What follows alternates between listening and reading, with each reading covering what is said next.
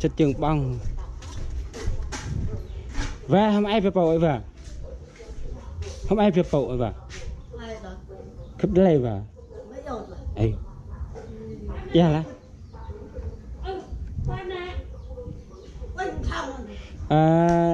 cứ hai chất chừng play bóng chơi mấy cái phần tiền chụp bầu và cứ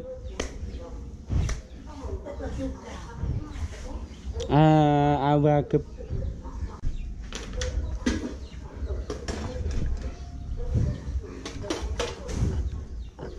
máy chay đang vào ngoài play một chay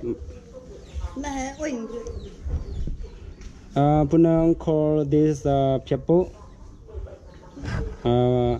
but American I don't know what call this maybe call soup this và cái bé vậy people on know me cha people mấy chất chừng lại băng chơi tiền về tiền people vừa gì anh làm là mang rầy đó là vậy people on know going về me anh tiền people vừa ta cầm được đi vậy ạ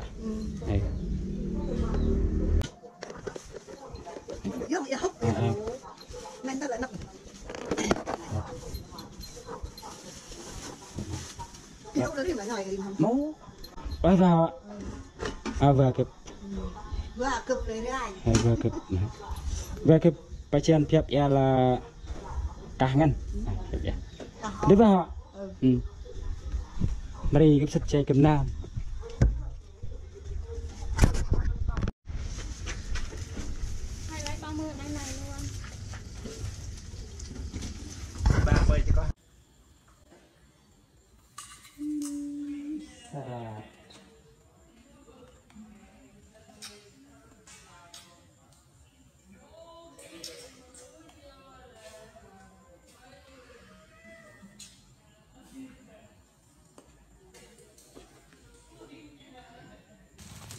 món này đều trên đây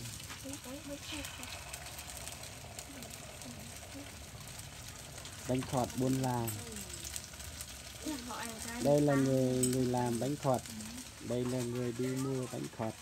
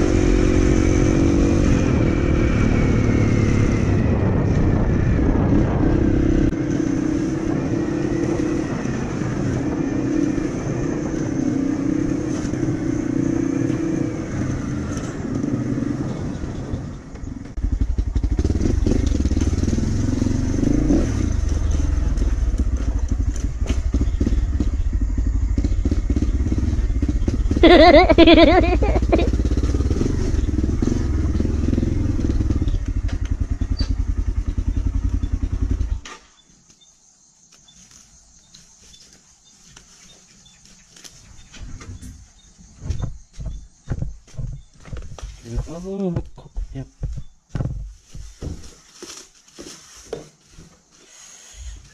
Biăp.